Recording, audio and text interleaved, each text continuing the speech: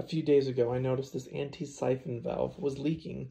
So if you've got one like this or one that's adjustable like this from Champion, this video will help you stop your leak.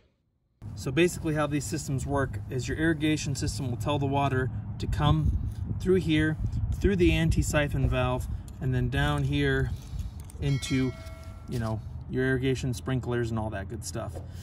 So the whole point of the anti-siphon valve is to prevent water from coming back from your sprinklers and going back into your main, so on and so forth. So how it achieves that is as the water gets sent up here, it builds pressure, and there's a float in here that pushes up. You can see this washer here against this cap and creates a seal.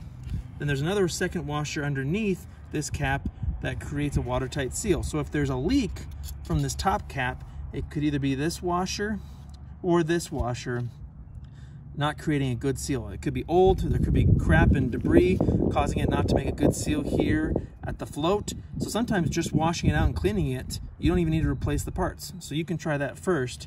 Here's all the tools and products you'll need. Links in the description box below.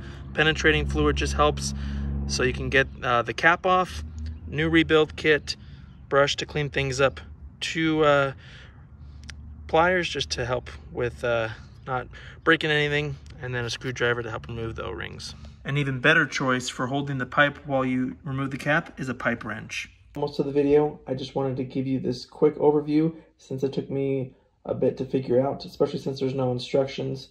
So I found this diagram that shows you what all the parts are for. So here, again, mine is basically just this part here. And so what we're trying to do is change the float washer as well as the red fiber gasket. So the kit that I got, and the only one I could really find on Amazon, was this one that includes all of the replaceable parts and an adjustable anti-siphon valve. So if yours is just like mine, then you're just going to need these 3 parts here, which is included in the full kit.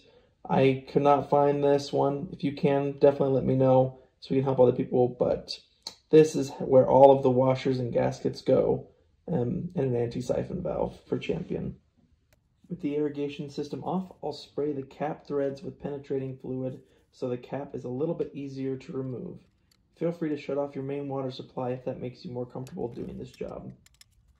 So that I don't snap the pipes when I apply torque, I have one set of pliers on the top to remove the cap with another pair of pliers below to hold the pipe as I turn so the whole thing doesn't snap. This is called back wrenching. You can see the float and float gasket are caked up with junk, so I think cleaning the inside with a brash brush will help the next seal hold. Instead of buying this kit, which is around $12, you could almost buy another valve at this point, so just food for thought. From this kit, we'll need a new float with the float gasket.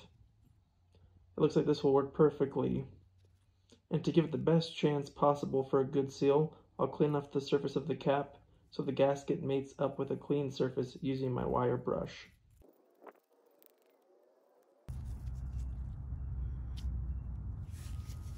Next, I'll carefully remove the cap gasket with my screwdriver, just working my way around to remove it.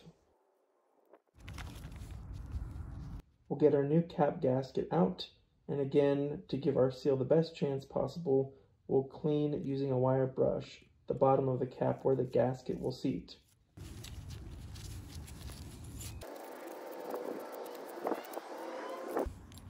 And then put on our new gasket. Since everything's already apart, we might as well do the mating surface as well on the actual valve itself, where the cap gasket will mate up against. With the float sitting in the cap, I'll place it onto the valve body and snug it down slightly. Using the back wrenching method, I'll get my 2 sets of pliers in place and tighten. As you saw, it doesn't take much more to fully seal it. Just make sure it's sealed nice and tight and check for leaks. See, I have a nice dry glove. That's it. Like and subscribe. Hope the video was helpful. Links in the description. See you in the next video.